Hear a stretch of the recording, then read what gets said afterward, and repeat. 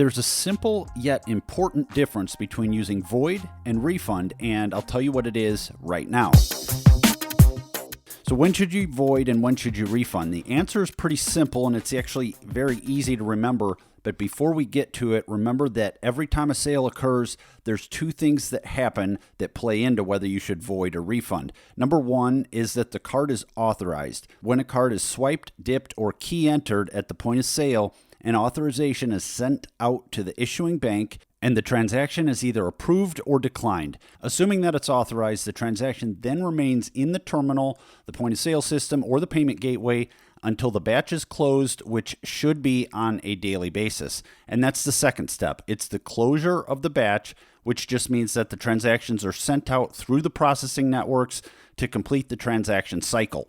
This is also known as settlement or batching and is the process referred to as capture, and that's the final step, as I mentioned, in charging a credit card purchase. So authorized charges turn into captured sales, which then turn into processed sales, which means that they are ready to be released to be paid to your bank account.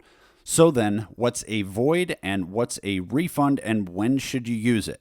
Well, simply put, voiding a transaction simply cancels it before it gets captured, while performing a refund actually reverses the processed transaction and the entire transaction cycle that has already taken place. So when you initiate a void, you're simply canceling it or removing it from the list of transactions that are set for settlement. So throughout the day, if you process 25 credit card transactions, let's say, as you ran them, they would be queued up to settle out at the end of the day. And if you want to void one of those transactions, it will simply remove it from the list of transactions that are sitting in your POS or your payment gateway. It's sort of like erasing it from your list. The customer will see the authorization on their credit card, but it does not complete the capture and the transaction cycle, so the authorization the customer sees on their credit card will eventually just disappear or fall off of their statement. Additionally, you will only pay the authorization item fee and not the discount percentage rate associated with that transaction when you use the void option.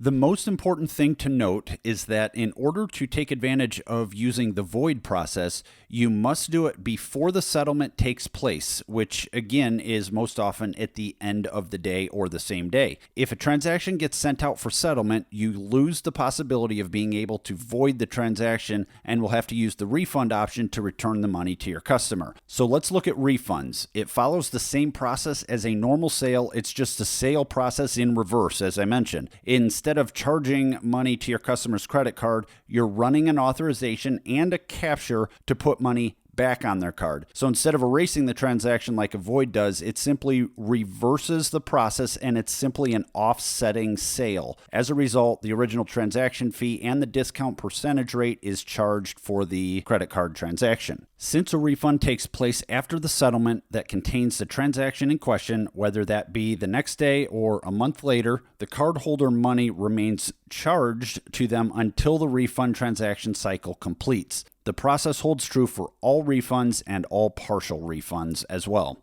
So as you can see, the decision to void or refund a transaction is largely driven by time.